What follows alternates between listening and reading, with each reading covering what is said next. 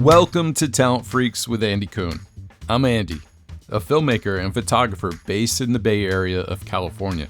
In this episode, we're revisiting a 2007 conversation with Ajit Anthony Prem, a filmmaker known for his work that bridges artistic expression and deep storytelling. At that time, Ajit was delving into the art of connecting audiences through raw, authentic narratives that had established himself as a creative force in independent filmmaking.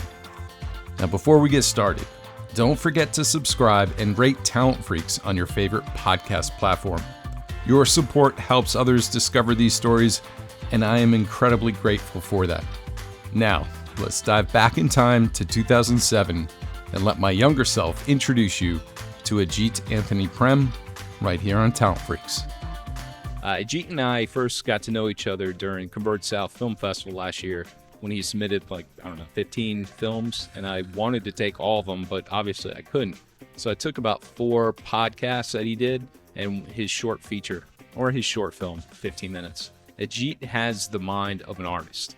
When you watch his films, you can see the composition and you can appreciate the hard work and the dedication it takes in order to get that image across. He has 3 or 4 blogs that he constantly works on: Tickle Booth, Squiggle Booth, and also his ajitanthonyprem.com, his personal blog. Plus, where he works, he does our website, he does editing. He's an all-around guy, but just a really cool guy. So we had a really good conversation. We talk about many things here, and I like this one because it was face-to-face. So I hope you guys enjoyed this one. Thank you for not just doing this for me, but also housing me in your home. No, you're welcome. It's fun to have a sleepover party. Sure. Who else is coming? Just you and me, buddy. It's a conversation, nothing else, man. Well, this is kind of awkward because normally I'm like on my computer looking at your website and other things to kind of peruse through, and while I'm doing my last minute research. But so tell me about yourself, man. Like, when did you first realize that your filmmaking talents? It's like many things. Like it built up. There was like years of like me wanting to be an actor, and then when I moved to the States, I was kind of like, well, I kind of gave up on that. Wait, when did you move to the States? When I was 14, and then that was like sophomore in high school, and I kind of gave up on being an actor. Where'd you move from? From Madras, now called Chennai, India. It's a little town, not a little city, but it's a medium-sized city in India. And I moved here when I was 14 with my mom to New York City. Started a sophomore in high school, and and so I decided I wanted to be in the creative field somehow. I thought like advertising might sound really cool. Went to college with a business degree, for a business degree. I realized quickly that wasn't what really got me going, And then I didn't tell my mom this, but I switched my degree from business/advertising to filmmaking /broadcasting. Loved it. It was like almost like my grades went from like C's to A's. I was on the dean's list immediately, kind of thing. So mom really couldn't argue about that. I wasn't trying to be lazy about it. I just felt I had a passion for something. Right. And my teacher in school, Lynn Jackson, she was like, she had so much faith in me that it was like, it almost like rubbed off on me. It was wonderful, Well, when you said you moved to the city, and when was it you realized you wanted to be an actor? Was it when you moved to the city or before? Way before. When I was like growing up as a kid, I thought actors wrote their lines, and that's what made them really special. Like how an actor, not just how an actor could say a line, but also how he could write it for himself. And like I didn't think there was like it was so. The responsibilities were so like separated. There wasn't a director. There wasn't. I just thought there was like a guy who shot the film, and then there was a guy that wrote the film who was also the actor. Someone had an idea about the story, and the actors filled out all of these lines and whatever. So in a sense, I've always been interested not in just. So the acting was much more of like trying to being in front of the camera and feeling that ego thing. Like I want to be, cry in front of the camera. I want to laugh, make people laugh. But I think, what attracted me was the writing part. What someone can say about a moment, kind of thing. That's really interesting because like who was there like an actor that you idolized over in India? I mean, I think everyone liked De Niro, right? And then there was a guy called Kamala Hassan, who was like a Tamil actor, but who also went on to act in Bollywood films as well. But he was a great actor. Even to this day, I'm just like in love. If I see, he's somewhat of a ham, some people can be real.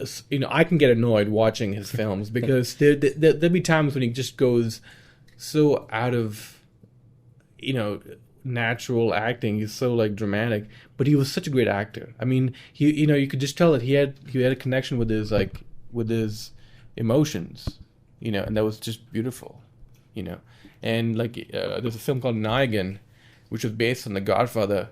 And like it's one of my favorite films to this day. As a matter of fact, Time Magazine, when they did like the top 100 list or top 100 foreign films, it was one of the films that was mentioned, which I was really surprised because you don't hear about that film very much. But it's a great film. That's interesting. I'm real curious about like your upbringing in New York. Like, I mean, why was that move to New York City? Like, or why did your mother move to New York City? Because it's a hard place to live for anybody. But especially coming from India.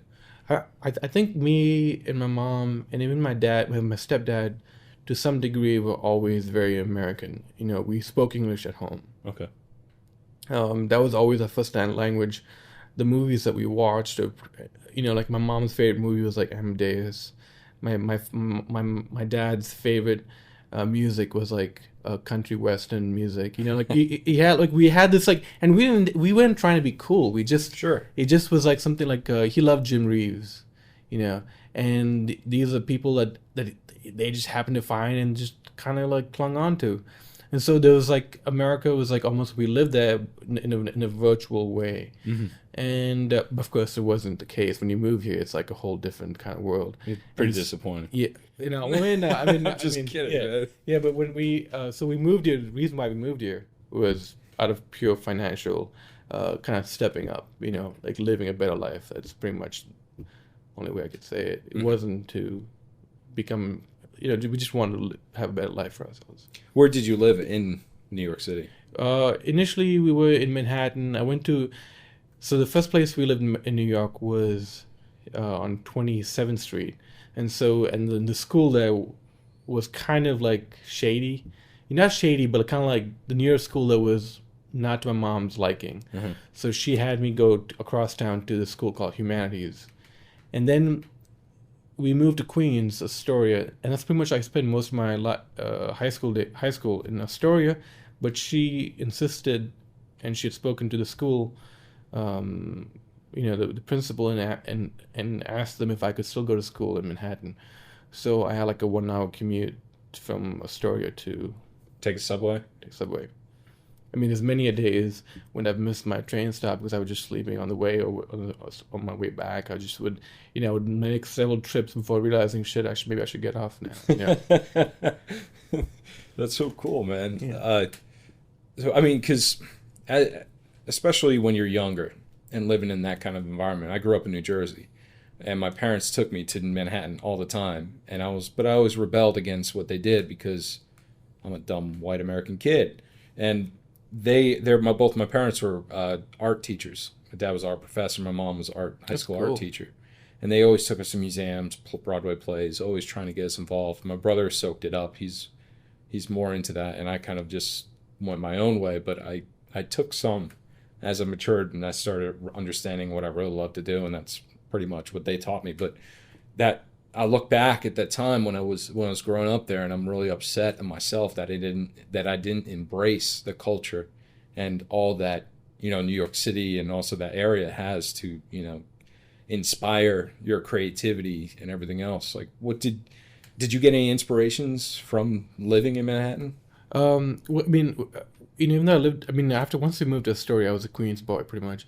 But I think the city is so strange. There's like, it's really well known for its like art scene, but there's like to get there, it's like you have to go.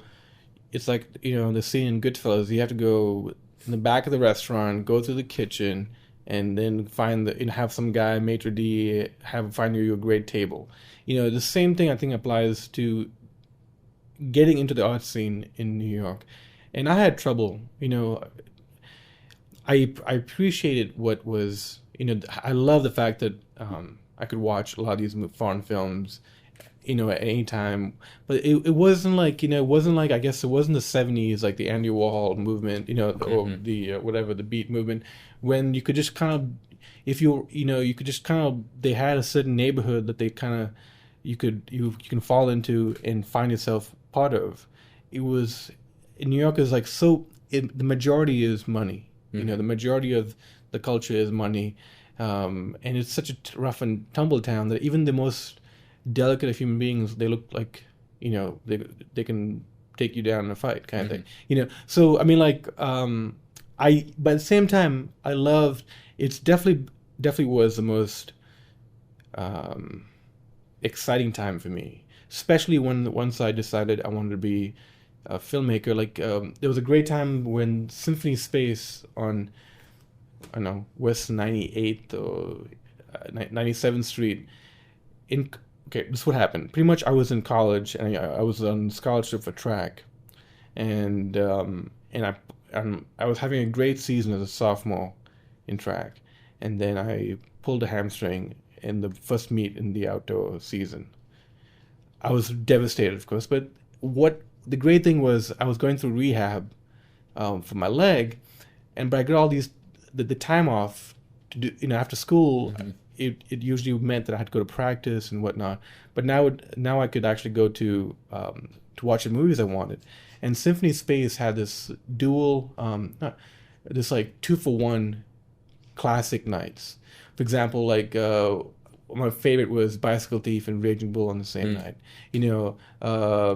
So like those were the things that really got me excited. Like I was like all these movies. I actually saw the film, in the big screen. It was just incredible. It got me so excited. Like all the classic films, like on the big screen. Like there was a very soon. Actually, at the same time, I was working at a movie theater, and the manager would call the other movie theaters to get me in for free. I couldn't afford to pay for all this, so he would call in all over the place, and I could watch all these movies. So there was like a Satyajit film, Ray film retrospective, and then again I got in for free there too. That was incredible. So all these little things like it's not I really joined the scene as much as there was so much there to be absorbed kind of thing, Well, watching your films, I could tell you have a lot of creativity in your mind's eye, like design wise and artistic creation. And it's really enjoyable to watch because it really works in how you shoot and how you edit. Like the flow is really beautiful. You're a really good filmmaker. Like where did you get that background as far as like design is concerned and like your artistic mindset? The filmmaking, the shooting and editing, the editing came much more natural to me. I don't know why. Like even my first video I did in school. I did this really elaborate edit session, and the school wasn't really a film school. We were editing on VHS to VHS linear systems, but the edit that I made for that was elaborate. I don't know how many hundreds of cuts I made. It was for the song, horrible song, Move It. But I was able to do all this cutting, so I knew at that point, like I think the teacher even realized, like my college professor realized, like I had a talent for editing, and then I think, so what I decided to learn was, let me see how it can be shot, how a movie can be shot, and then the design element. I think just there's so much design. You experience so much design nowadays. whether it be in computers, every time you go to a site, there's some amount of like you're soaking up someone's design ideas. You're like, whether you have a little iPod or a little MP3 player or any device, there's a certain amount of like usability going on, and someone has, it's not like back in the day that you had to go to school to learn how what a serif meant or a sans serif meant. Sure. Nowadays you just you don't have to know it, but you encounter it and it kind of becomes ingrained in you. So besides, I've never actually taken a design class of any kind. Okay. But You're also a web designer, right. So you could what you're saying. The easiest way to learn how to make a web design or a web page is to view source, copy paste it like in, let's see, Dreamweaver, and then start making it your own. Because you have a template to run off of. Yeah. And you could start changing things around. But that's a good way of getting design, and that's the hardest part. As far as the editing is concerned, it's like the design or the creative aspect is like stretching out. Storytelling wise, I could tell a story like really well through edits, but the design for me is really tough. And I think the thing I have the hardest part is like when I have a hard part making it mine, or I have that hard part of saying like I can't steal from someone else, and it's not stealing. It's like getting ideas. But for me, it's just like I want to come up with something creative and I want to come up with something new or something. Everything's been done. But I just, for some dumb reason, I cannot put in my head, going like, it's okay to use this, get inspired by it, then, switch it around and make something else. That's for me, that's the hardest part in editing. Well,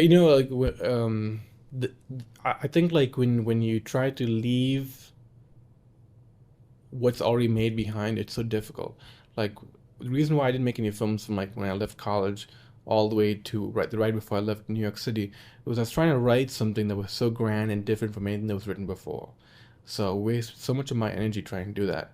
I had a shitty job. I worked as a shoe in a shoes as a shoe salesman pretty much. Wow. And just so I could like have the time to go home and write.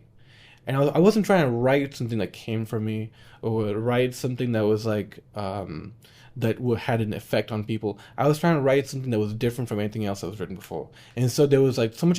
But then when I finished it, I was like, shit, this feels so. It doesn't have a soul. Yeah. It feels so lame. It feels like it was like it was a big joke off. And I was like just masturbating over my readers or my viewers. Well, that's part of you, trying to. It sounds like you're trying to like do something extraordinary, and you weren't being yourself. Yeah, like writing for yourself and having those feelings, and I understand that completely. Right? Yeah, so I guess like like when in terms of what you said about design, like there's something to be said about not borrowing people, but being okay with that. It is this constant back and forth between of ideas and of aesthetics and stuff, especially aesthetics. Mm-hmm. Like when you find another designer and you go, oh wow, he he's kind of raised my level of what I appreciate. All of a sudden, then you'll get like there was a film like it's easier for me to explain in film. There was a film called Exotica, and I was working at the movie theater. Had the movie theater job, and I thought, oh my god, that's when I really decided to switch from business to filmmaking, because I was like, shit, this film is incredible. Mm-hmm. And I thought that was my little secret, and that it somehow managed to kind of put me up, kind of step me up in terms of what I should expect from a great film. Mm-hmm. And same thing happens like in design. I go to a great site, or I check or I see a great effect, or it just like has an impact on you, and you're like, and I understand, because then you go back and you want to try something like that, and then you get another idea from doing that, and it blends really well, and that brings me directly to Dear Stranger, the film that you did, a short film, and obviously New York had a big impact on that film, but could you just tell me, like, because the thing that really that moved me through the film is the edits, especially the bedroom scenes. Like it was so beautifully put together. Like, how did where did you get that idea from, that story, and like the execution, like that when you realized those kind of edits that you wanted to use? When I shot that, I didn't plan to do the morphing, but I knew I wanted something similar to that. A lot of dissolves, where it feels smooth. And then when went to the edit, I said, shit, I should have planned this a little bit better. No, man, shit. And then you could say George Carlin, George Carlin, shit, fuck, motherfucker, tick, cunt, whatever. Yeah. You know? No, I mean, like, I thought I should have planned shooting the film better in those little stills in the bedroom. And then I found the software, and I was like, that's what I had in my mind, which I couldn't translate to the effect. And so I started putting that together, and then I was like, oh, wow, this is going to... Because the film, without that, I think it's a decent film, but there's nothing that blows you away, because it's so intimate. Yeah. It's like in someone's mind that, like, he doesn't engage you in another way, and so that these effects kind of make it a little more grander, and so you don't feel so claustrophobic in that woman's mind, But that film is a female version of how I was in New York. I would see a girl, and I would fall in love with them immediately, And you were wondering who right. they are. Yeah, and I thought I was going to meet up with her again. I mean, it would happen like every week. I would have some girl in my mind that she would just stick on, in my head, and I would think about it, because I would walk a lot in the city. Subways are great, but I preferred walking. So I would walk maybe about 50 blocks every day, kind of thing, just to see the city, feel the city. It really made me so happy, and so I had all these like fantasies about these women, because women do flirt with you on the streets of New York, and so you kind of have like this like eye thing going. And then you think you're the man. You go home and you're like, yeah, in a couple of weeks when I see you, I'll run into this part of the city. We're gonna fall in love, and we're gonna do all this stuff. And it's all a fantasy. Yeah. Sure, but you have that. But it's something to hold on to, because I lived and worked around there for about 8 months after I graduated, and yeah, I understand completely, because when I got off the bus, I walked 10 blocks to my work, and I'm the kind of guy, and it sounds like you are too, that just kept your head up and did eye contact with everybody. Yes. And I always, if someone looked at me and said, hey, I always said hello. Yeah. Or like something like that. But I was kind of scary at that time. So I didn't really get You're to still scary. No, you have no idea what scary is, my friend. If you think this is scary, I had a goatee down to here. It was like down to my neck, down my like chest area. And I'm actually afraid you're gonna kill me any second now. Just wait till you go to sleep. No, but that's great. But I mean, how do you move from New York to North Carolina? It was, how do I move? Because I love my wife. Well, yeah. Where did you meet your wife? Well, my wife was there in New York for training. Was she one of those fantasies? You see her? Well, the funny thing is, I thought what falling in love was supposed to be, before I met my wife. I thought there was like this beautiful montage of me looking, then she looking, but it was so much more like immediate, meaning, and there was so much more like pain involved. Like the second I met her, I said, "Oh my God, this is one of those girls I'm going to suffer through, because she don't even think about me, And so her friend asked me to take or show New York, because she was there to visit, and she's from North Carolina, and so I did. And the strangest thing was we fell in love. Like I saw it come out of the revolving doors, which is a great little visual. I saw it come out, and I was like, oh my God, what a hottie.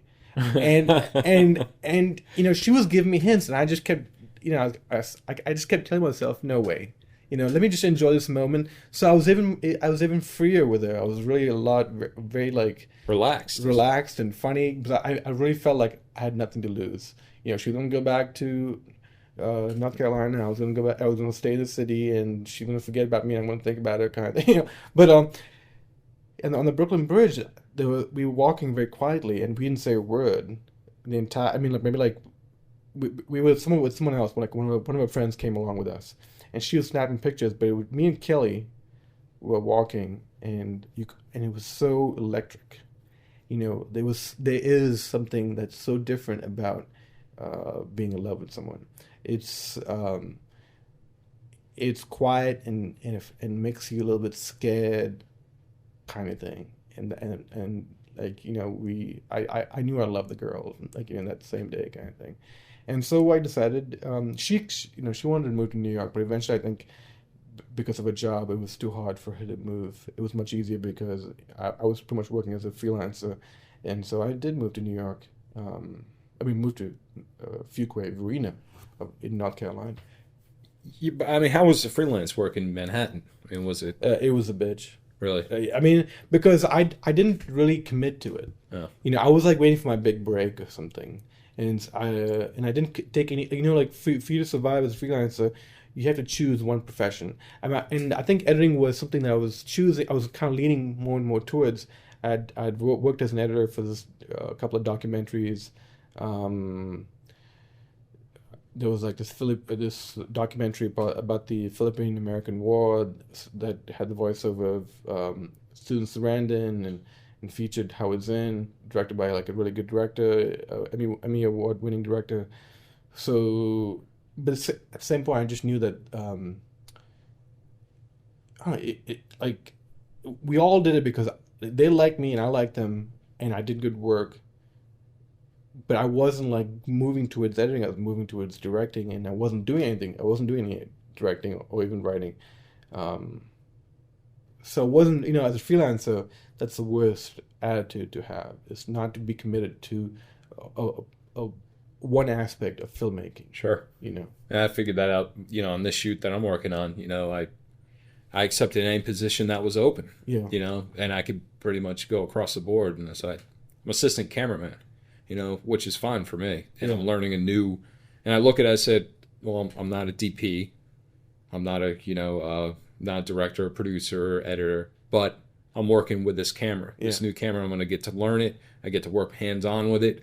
Next time something like this comes around, I might have that, someone like, well, he understands it, he's local, whatever. Did you, it's the EX1, so were you also responsible for dumping the footage? No, actually the producer, he's editing it, so he took everything, but he showed me how to dump all the footage, and it works great with Mac. It fits right into the PowerBooks, yes. Or the MacBook Pros, because the HVX fits into the PowerBooks, but doesn't fit into the MacBook Pros.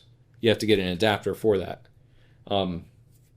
So that's a plus for the Sony over the HVX, and that's what I've been doing this whole week is like comparing the two, and I still prefer actually the HVX minus the lens system, which is just, if you want the lenses and everything, you're spending $10,000. HVX, everything comes with it for $5,000.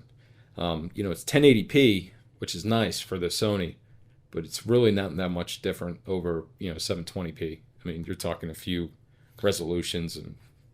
But the EX1 has a half sensor, half chip.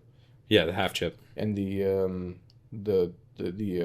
sensor in the Panasonic is 1/3. But here's the thing I didn't like about it.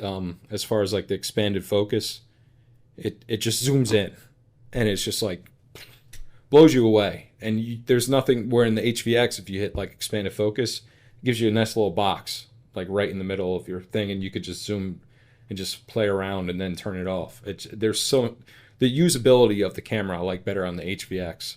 I think the Sony has a couple features that I prefer over, but as far as like comfort, if I had to spend all that money, I'd just go out and maybe get, Scarlett. Or, but then again, you'd spend more money getting hardware, dumping footage and stuff. So I don't know. They're all good. If you get an HVX, you're going to have great footage. Yeah. You get a Sony, EX1, you're going to have great footage. So I think ever since like the Z1 News and stuff after the HD thing came out, you pretty much can't go wrong. You can't.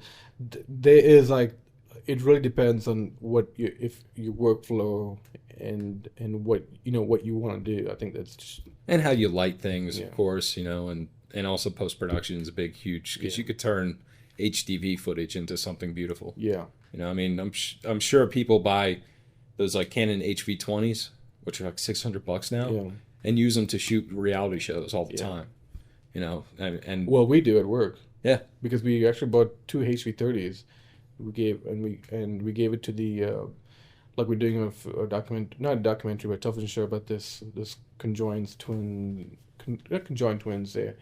They're I guess- Sign me. and they are conjoined twins. I'm sorry, and so we gave the camera to them so that when the babies were born, the parents would have it. What? How conjoined are they? Like two I heads? think they were conjoined at the shoulder. I want Okay. to say, I forget. And you're working on this? I'm not working on this, but my company, the company I work for makes it. Right, okay. But I mean, I have some contact with the director, but I'm not really. It's one of those. It's not. I'm not one of those projects where I'm not really involved with it much. Okay. You know, Good cover. good cover. Yes. But so, Matt, so you moved down to Fuquay Varina, which is where is that in? It's like, okay, if you see Raleigh, and you're going towards the east, it's Apex, Holly Springs, and then Fuquay Varina on 55. Actually, it's Raleigh, Cary, Apex, Holly Springs, Fuquay, and it's a beautiful. I love it. Sure. But it has a lot of great things about it. Like the town is pretty nice.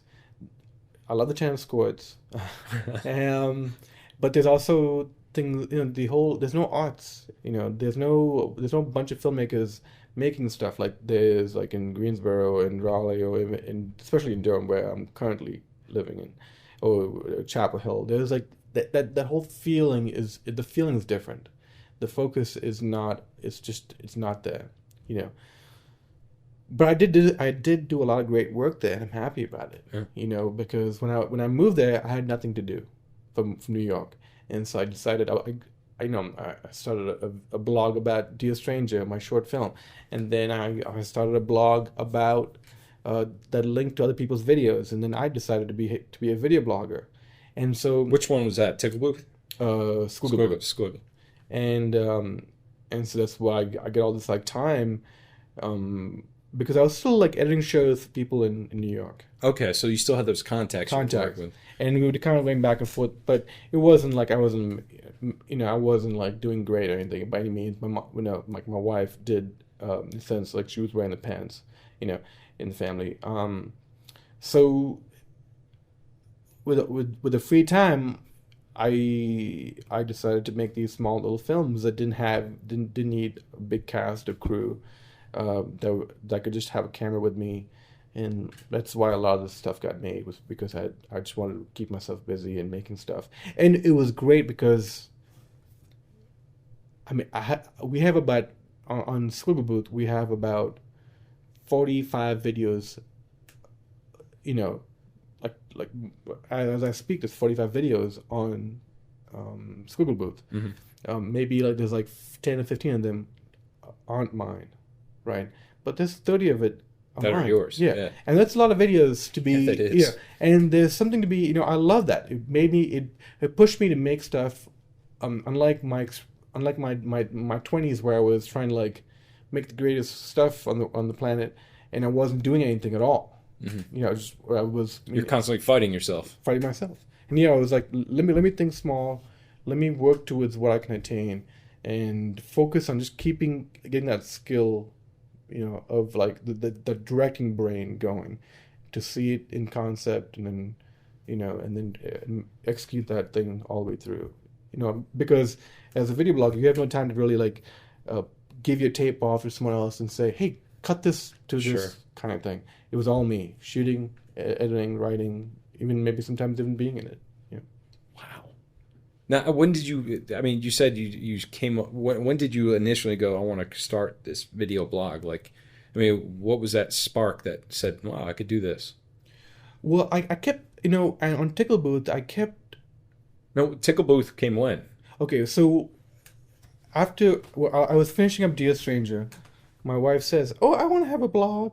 Right.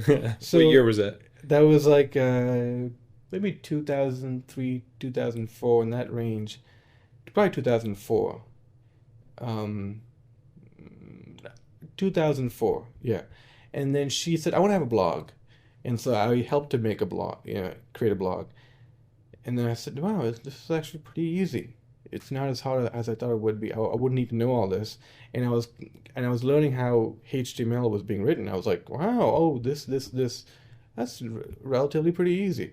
And so maybe like 6 months, and so I started a blog about the short film of finishing up, Dear Stranger, which we spoke about earlier. And then so a couple of months of blogging about the film, I said, no one's doing a blog about other films that are available online to watch. And that's really important because all these people are trying to submit to these geeky websites that only want to see stunts, Coke bottles with blah, blah, Mentos. blah. Mentos. Yeah. I mean, those things, yeah, it's really great. But there's also an aspect about filmmaking that the internet can appreciate. Yeah. And so I said, let me start a blog, and I have all these ideas, and let me try to make it work. And Tickle Booth has been, of all my independent projects, the most successful. It's definitely much more successful than my video blog because it's updated more frequently. It's gotten some huge hits, blah, blah, blah. And, so I have 100,000 unique visitors every month. That's pretty cool. That's very cool, man. Yeah. For the last 3 months, I've actually attained that. And it's been, I don't put that much effort into it, but it's cool. Yeah. And then like around the same time, I was like, well, I was thinking that Tickle Booth was going to also be my video blog. And then decided, well, it has to be some kind of like separation between Tickle Booth, this link blog, and then what I do. Mm-hmm. And so I made this thing called Squiggle Booth, where it was me and like my friends pretty much. And so we just, and that's, I think around 2006 is when that all went down. I think end of 2005 is when I began Tickle Booth. I would say 2006, beginning of 2006 is when I began Squiggle Booth. Because they're both fantastic web blogs, man. I love watching it and going to it. I comment every now and then. Yeah. Also I think like part of it wasn't like when you asked me earlier, you asked me if what was the intention, what I was trying, like what I saw was like video blogging was becoming this like ego stroke. Yeah.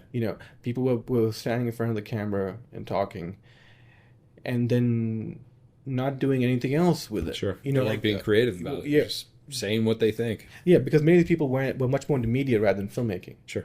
And so I said, there's got to be also someone who's also thinking about the filmmaking. And I in the beginning I was like, it's not going to be about me. I'm never going to appear. I hate my voice. I don't want to talk in any of my podcasts. I want to tell everything through visuals. Mm-hmm. And so there's like, it really is different from a video blog. People don't think it's a video blog. They think it's like just a place where people like post videos. Or feel like films. Right. Yeah. Right. And so it does feel different, so it has a different feel. And so people, I don't think even among video bloggers, I'm not very popular because it feels like I'm not doing what the genre says I should. Right, you're not exposing yourself. Right. When you're doing it, they don't get to know who you are unless they think creatively through your work. Yeah. And the thing is, I'm not against what they do. Sure. Because like someone like Z Frank is one of my big heroes, for example. Yeah. Right. I just think that one, I'm better suited to think in a visual way. And I'm better behind camera than in front of the camera, and so I've used that, and also I think there's another need for the video bloggers to explore the other side of video blogging, which is the more visual, less about personality and stuff like that. That's interesting because when I first got on, I used to be one of those ego people where I wanted to be in front of the camera, like I wanted to have that. Well, you have a good presence, so you have a good presence. I mean, like if I were you, for example, I would have been a lot more inclined to be in front of the camera. But back then it was for a different reason. Yeah. It was. But now I'm like, I don't want to get in front of the camera because I want someone else's face to resemble my thoughts and my feelings about somebody else, and that's what's cool because you can expand your thoughts and like, I don't feel like saying this today as myself. I want to say it as somebody else and have that that person portray that thought. And it's crazy. Back in school they taught when you write you feel like God. You could do anything you want. but most of the time you write about what you feel comfortable. And I think that's what I do a lot is I try to draw so much of my experiences that I tend to get that writer's block. And you sometimes just got to let go and just open up. And, if it doesn't make sense, that's why you have actors. You talk it through and be like, hey, let's see what we could do and work this out and make it look and sound right. Yeah, collaboration is really important because people really fill out your ideas. Yeah. And that's the thing. When I write for myself. And then when I get someone to read it, it doesn't sound right, And so I have to tell them what I'm thinking. I'm like, all right, this is what I'm thinking about. And then they come up with their own words and we write it down and make sure. So and that's where I'm kind of stuck right now. And I'm not stuck on Corporate Assassin. I'll be honest. I've just been very lazy. Just so many other projects right now. And you seem to have a lot of projects going. I always have too many projects, and I need to stop that. I just need to kind of let go and focus on what you're saying, which is, I'm glad you said that, because it's given me that, that I wouldn't say inspiration, but the ideas of like, I see your execution, you're telling me how you did it. And right now I'm in that position where I do have a couple clients, but I do also have a lot of free time. Yeah. And when I'm home alone, I see a lot of short things, but I'm always thinking, well, what good is it going to do? But it helps execute those bigger and better ideas. Yes. And I mean, I've seen that through time, but it's just like, oh, I got to go back and do this. I think it's really like, because people really appreciate the grander things, the World Wide Web. To get their attention, sometimes it takes really grand, big things like 3D movies. Yeah. Right. But sometimes it takes also the smallest, dumbest idea. And so, like, I guess that's why I find it my inspiration. Sometimes I'm like, hey, this could really blow up. And it just motivates me to kind of, like, make it. And sometimes I think it's more like I have a relationship with my audience. And I say, well, I promised you that I will make a video at least once a month. And so right now, as I talk to you, I'm thinking I need to post something on Squiggle. Because I need to make something, and I have had some ideas. And like last night, I was like, what do I need to make something. I don't care what it is, but I can't I can't be unfaithful to what, not unfaithful, but I can't break this. Like, we have a dialogue, and they kind of expect this from me. And for me, and that means like every once in a while, I need to make something. Sure. And it's kind of nice. It's not pressure. It's a lot of self-imposed pressure, and it's like exciting. So and especially early on, I was making a video every week.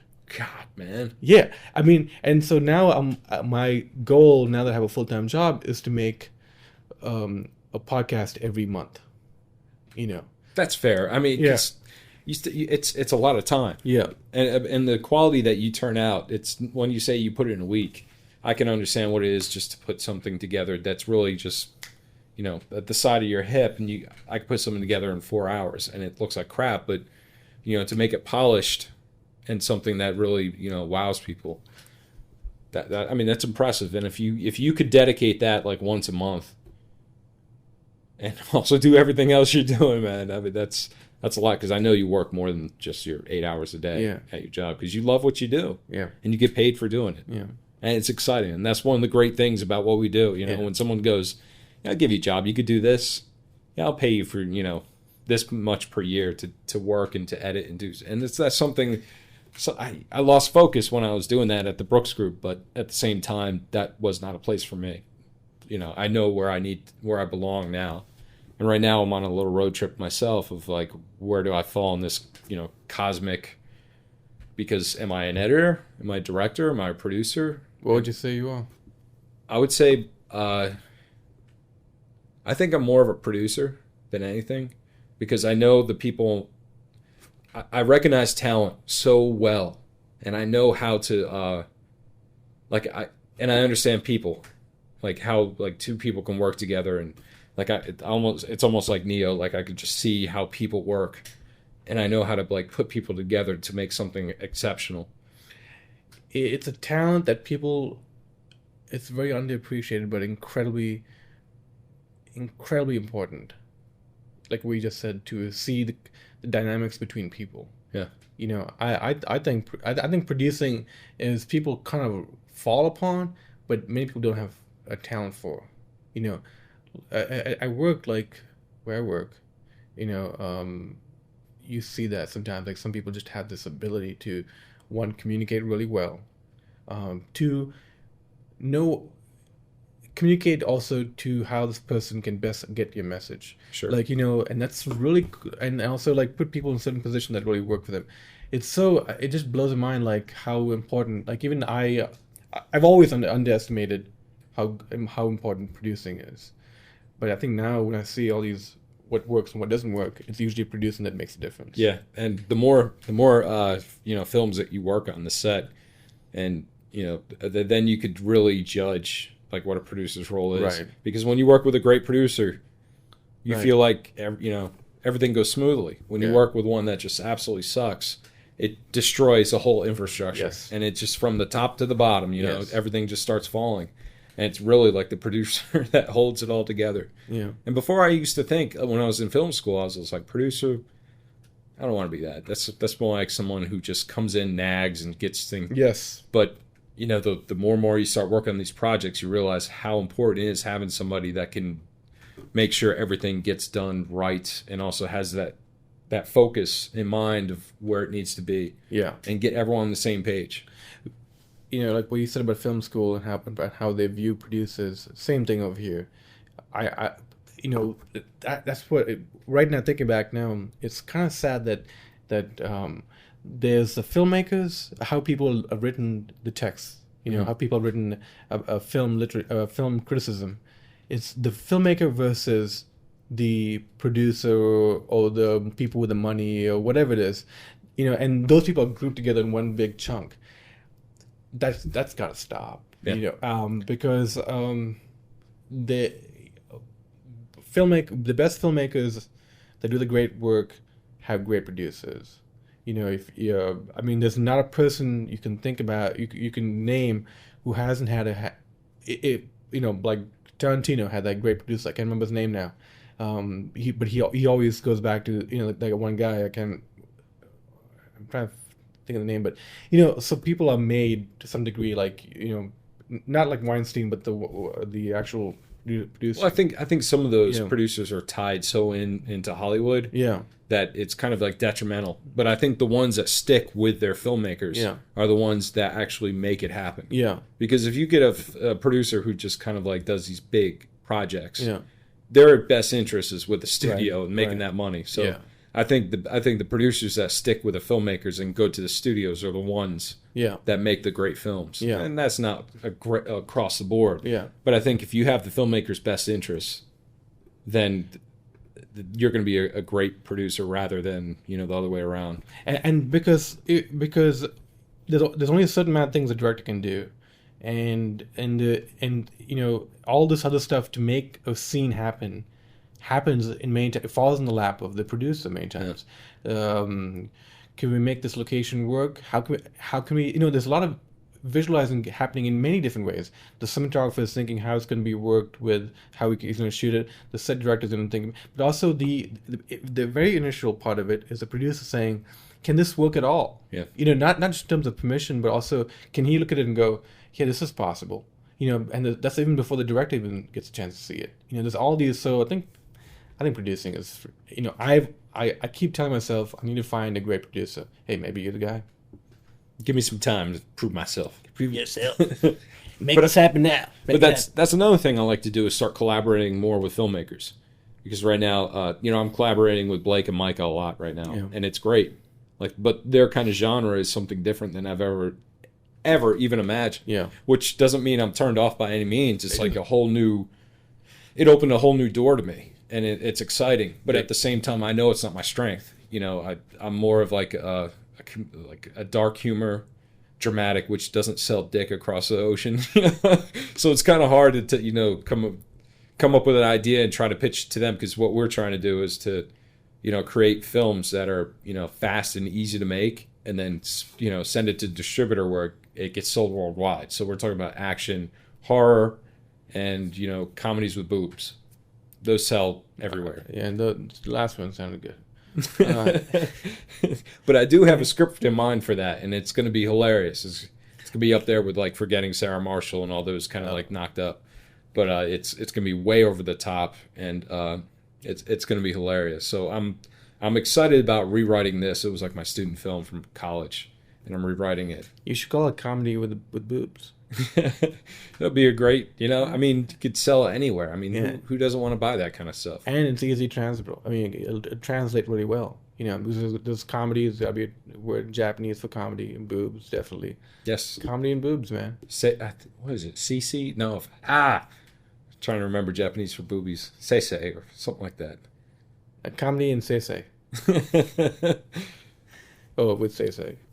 But it's it's I don't. But at the same time, I enjoy editing, but I don't think that's my strong point. I think I can mold a story. I can come in and see somebody's edited piece, and I can construct it to make it better, to add a few things. I'm probably a good candidate to come in to finish up a project, to finish it. But as far as like putting the pieces together, or like we were saying, I guess earlier, the design and everything else, that's not really me. But if I see the design, and because I work great when I work with a graphic designer, I feed off that. Like I feed off like the design. I see their imagery and everything. I'm like, I love that. Can I start using that? And then I incorporate that in my kind of material. So I work really well with other creative people, and I want that. I want that exposure to work with somebody else and see their image and go, I could translate that to video. Or if someone goes, I want to see this and have sparks, or everything else, all this other stuff. Like, give me those ideas and I can make it happen, because I know how to do it. The tools, the programs are easy. I know how to work that. But as far as like the imagery, I just have a hard time imagining it and pulling it out. So I don't know. Maybe we'll add an extra chip in your head. I don't need it anymore, man. But maybe some drugs. That's always an extra boost. It's like adding more RAM to a computer. So what's next for you after all this? Definitely finish my short film, which is called Hello, Sorry, Whatever. It's in the final stages of post production. I got music and sound to finish, and then I want to finish writing my screenplay. Try to get that made hopefully in the next year or two. That's my two main goals, and there will always be other projects that I like. There's another comedy short film I want to do, and of course keep up with Squiggle Booth and video blogging as well. Now, do you have any any money coming in for these films, or are these all funded yourself? These are all my personal projects. I hope when I make my feature film that I will have either I'll have a lot of money saved up for my day job, or will have actually a financial backing of some kind. I don't know. I mean, the problem with me is I don't go out and sell myself like I should. In terms of I don't go to a producer and say, "Hey, man, I can I can make you this amount of money." I don't know, Right. And so I don't have all these contacts like other filmmakers normally have, I think, or I assume. I just what I'm focused on is doing what I can do, which is finishing that script, and then from there, I'll try to pass it around. If not too much, I can dedicate my life making one film. I want to make Right. a lot of films, so just pass it around. If no one knows somebody who can help me or whatever, then I'll fund it myself and make it. It's not that expensive to make films now, so I'm gonna go that route. It's interesting you said that, because when I talked to Jose, he said the exact same thing. He's a very creative filmmaker as well, and his mind is just wide open as far as material. Jose, the guy that did Deadly Finger. Oh, right. Jose Montesinos. Great stuff, yeah. And but he also did one that's a real dark drama. His best work is comedy, as you saw. Yeah. But he also did like a skit of Indiana Jones, kind of like inspired by, which was hilarious. So it was just like really smart, well thought out. And now he does like these web video episodes of like a soap opera, a make-believe soap opera. But he just said the same thing. Like, he doesn't understand the business side, but he just has this passion of making these films. And when I watch his films, and like when I watch yours, I say to myself, I want to see more of these. Like, I don't just want to see more of these on the internet. Yeah. I want to see more of these with the right kind of funding, with the right kind of crew, the right kind of time, and then with the audiences that we have. I would love to see that. I would too. Yeah. And I think that's more of like my passion of like how I want to start seeing like these talented filmmakers getting deals and getting stuff like that. So as you're saying, maybe a producer role, yeah. I mean, the next big step for filmmakers is not going to be anything that's like has to do with a camera or post-production or anything in that realm which helps filmmakers. The next big thing which will help filmmakers is the distribution model. Changed, not so much the web as much as, yes, the web is going to be a part of it, but it's going to be, like right now Hollywood is the gun shy. That's the right term. The gun shy of making anything that doesn't.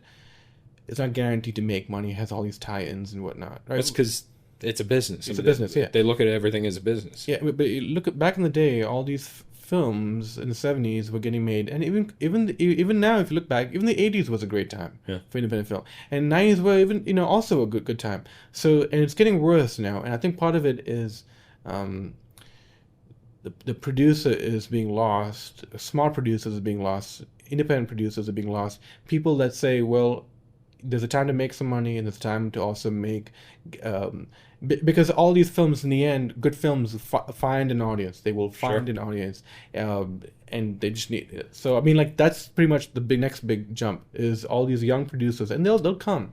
They'll make their own distribution model that works for filmmakers in the way that they want to make it work. It's not going to be just like in 10 years from now we'll complain about something else.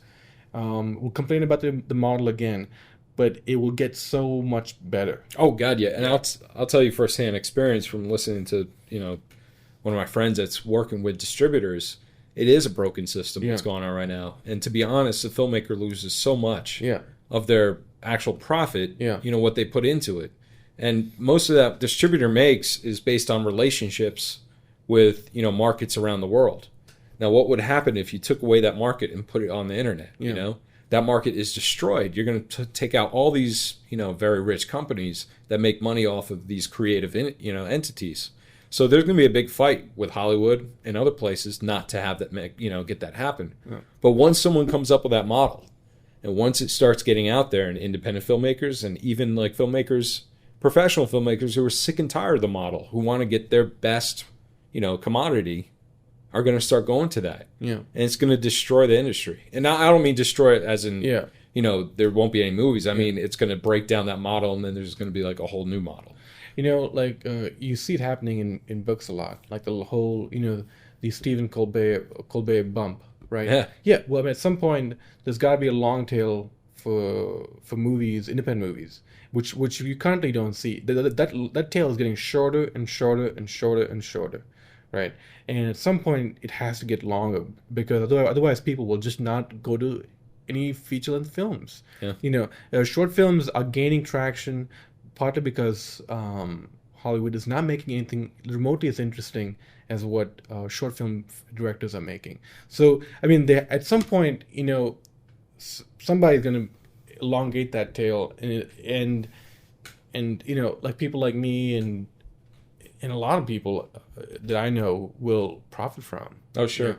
Yeah. And I think I don't say it's our responsibility as filmmakers this generation, but I think we're a big part of that growth and that reach out and to change it, because I look at it like when we grow up, we're kids, and what was the coolest things on our mind as kids? Like, man, wouldn't it be great, to see Godzilla on film? Yeah. Freddy versus Jason? Yeah. all this like dumb childhood stuff that Hollywood actually put out. Yeah. You know? And then you're like, whoa, they're actually doing it? Yeah. And they put it out and it's garbage. Yeah. You know, it's just like, oh my God, they just took that Hollywood model and threw it in there and just took away everything. Yeah.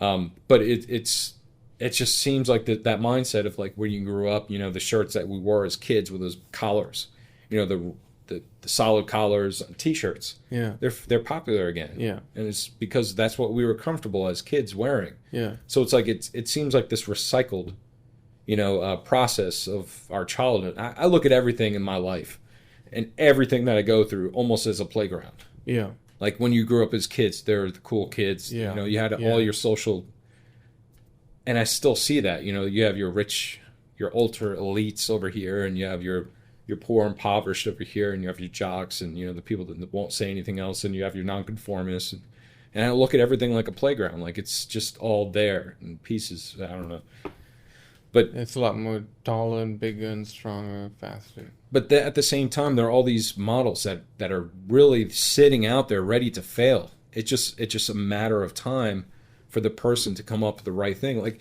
for instance, I don't know why no one's come up with this. Banking systems are a joke. When are they open? 8 to 5, Monday through Friday. When are people working?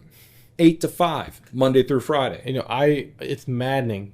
That thing always, like those things, like services such as that are maddening to me because I'm always like, I can't believe I can't deposit my check after work. Yeah. It drives me insane. It really, I mean, yeah.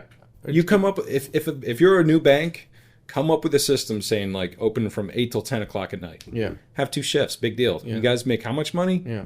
Come on, And people will love or 8 that. o'clock. Yeah.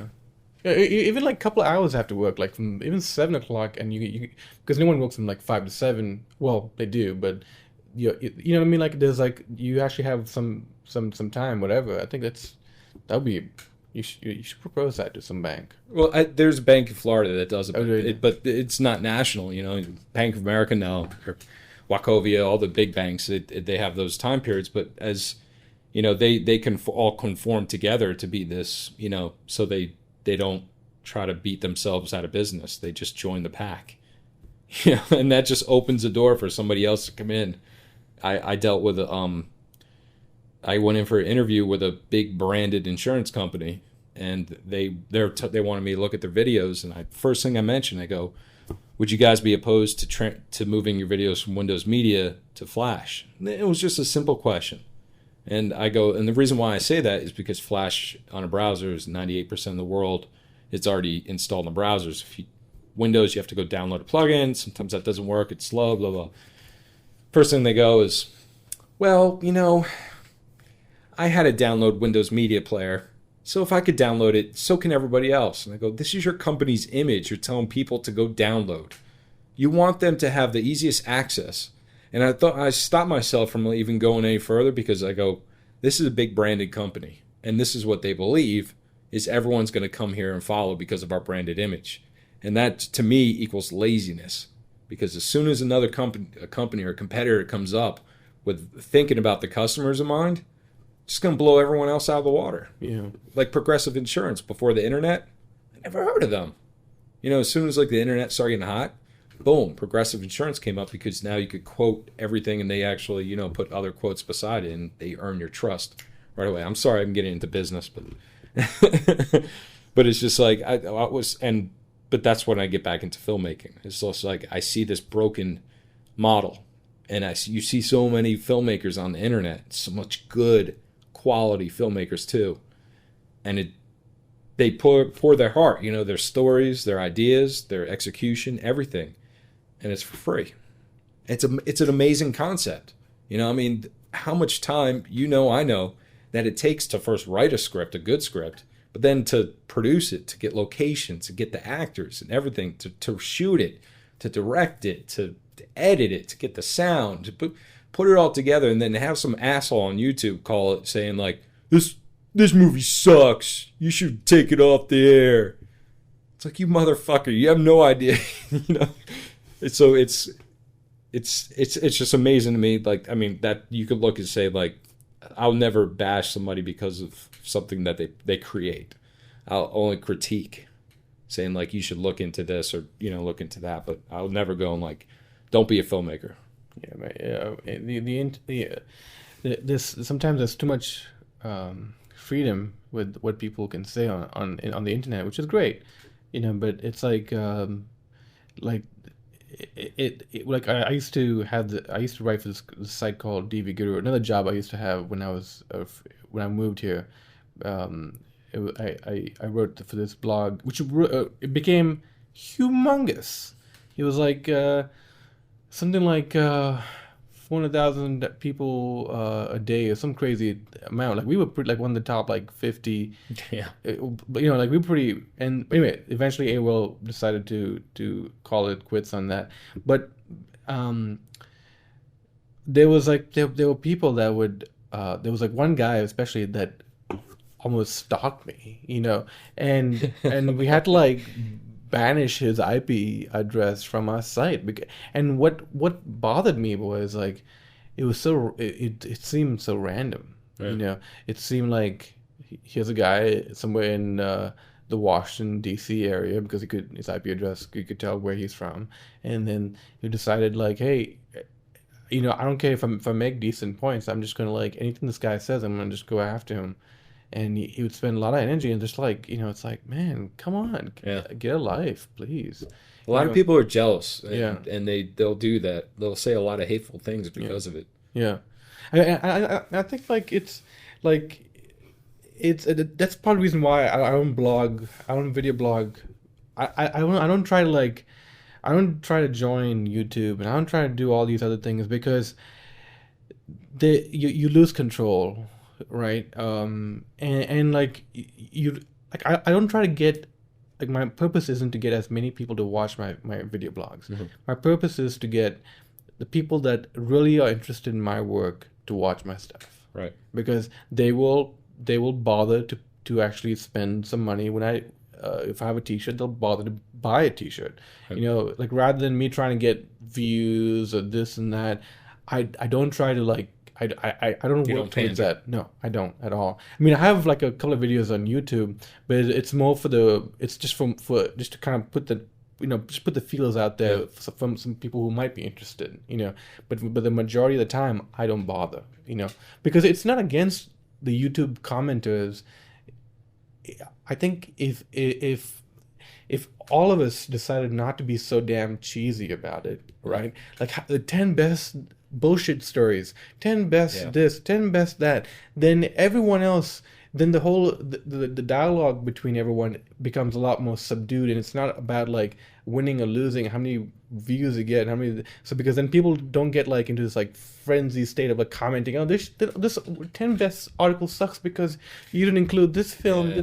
It's just this this competition that we don't need. We need to find the people that you need to reach out to. That's pretty much it on the internet. How you get there is through your creativity and whatnot. So I don't know. That's a great way to end, Ajit. Thanks for joining me. I appreciate the conversation, man. We will join you. This is a fireside chat. No, I'm kidding. No, thank you for having me. It's so cool. It's so cool to just to talk. So, because many times when we talk, we're trying to be funny and have fun, but sometimes in this setting, you get a chance to actually listen to or know about where I come from. Sure. I get to know where you come from, kind of thing. Well, it's kind of hard because you're on the phone. You just want to get everything out, there's a time limit, Yeah. When is Ajit going to get home? When's my wife going to walk in the door? Got to get so many things going on, but I prefer this, obviously. Yeah. Anytime you could sit down with someone and actually have a talk. Yeah. I think if you ever want to know someone, you just interview them. Just have them come over and have them do this with them, because it's really a good way to because even me, I'm like, yeah, I guess I did all these things, almost like your memory stops from 5 years. The last 5 years are pretty much your life, and before then it's just and then if you really look back, my God, you actually went back and you had all these different things happen. You know what I mean? Well, it's the history really does help shape what you are today. Yeah. I really believe that. And that's why I'm so mad at myself, because back in the day when I was growing up, I really didn't pay attention. And now I pay attention, close attention, and I look back and I'm like, you sucker. You're such a sucker. And anybody who is young out there who had that same mindset that I did, Like I really want to not go out and reach it. I mean, I'm not trying to be cheesy, but I want them also to understand that, you know, if it's right there in front of you, enjoy it. Yeah. I mean, I went to Europe twice when I was in high school, and I looked for getting drunk because it was underage. You know, you could drink at any age in Europe. But some people would say that what you did was actually the right thing to do, because, like, you know, some people, like when they, for example, they teach acting, they teach about subtext and da da da. And there's another school of thought which is like, well, if you to learn about acting is for you to just be yourself, right? In this case, you went to Europe and decided to get chicks and get laid and maybe drink a little bit. I just drank. I tried those other. It didn't happen. Well, I mean, and in that way, that's more important because you can bring that experience back to your whatever you want to do. That's more useful. Like, you know, like you know what I mean? Like it's Sure. It's like you have a real experience versus like you watching yourself the entire time doing it. Then like you really have no really truthful experience to fall back on. Yeah, but at the same time, you know, I mean, I'm sitting there at these museums with historical, you know, these artists that just throughout the centuries have marveled and inspired so many different, you know, ideas, creations. And I'm sitting there looking at this girl's ass for like, you know, the whole trip. Hey. And I'm not saying that's bad, you know, I'm saying, but like there's times for that, like, you know, when we're walking to the next room. Yeah. Instead of like when the picture's right there, you know what I mean? Yeah. So, I mean, when it's there in front of your face, at least, you know, try to soak some of that up because you know what? There's a girl over there that likes art. Yeah. Or that will like you more for just being yourself and embracing, you know, what you have in front of you. And no matter what, I mean, even if you don't like art, you could find something in it. Like I would just look at a painting and be like, man, he killed how many people? You know, you see this, you know, guy in a, you know, with his sword in a beautiful portrait, and you see like he looks like a mean man, and you just, no matter what kind of mood you're in, you could just interpret it so many different ways. And no matter if you're a thug or just, you know, have really severe ADD, which I did have as in high school and everywhere else, and I still do. See, I can't even finish this thought. I keep interrupting myself. It's like footnote to the footnote. It's like, get these stickies off my brain. But yeah, that's where I'd like to end it. But thank you so much, man. I enjoyed it. Thank you for having me. You had me. I'm over at your house. But thank you for having me on your website. That's right. Absolutely. Thanks, Ajit. Thank you. I'd like to thank Ajit for coming on and actually housing me that night when I was stuck in Raleigh doing that short film. It was great hanging out and also doing this face-to-face. You could see emotions building up. Not like you're crying or anything, but you could tell that it was a lot more intimate, and it was getting to know you more than being on a phone or, you know, being distant from somewhere else. Thanks for listening to this episode of Talent Freaks. Ajit Anthony Prem's insights into storytelling and his focus on authenticity reminds us of the power of creativity to connect people on a deeper level. Whether it's finding your unique voice or daring to tell raw, unfiltered stories, there's something we can all take away from Ajit's journey. To explore more of his work, visit his official website at ajitanthonyprem.com. All his information will be in the description of the podcast. Now, don't forget to subscribe and rate the podcast on your favorite platform.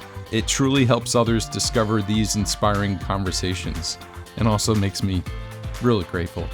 For more episodes and exclusive content, visit talentfreaks.com.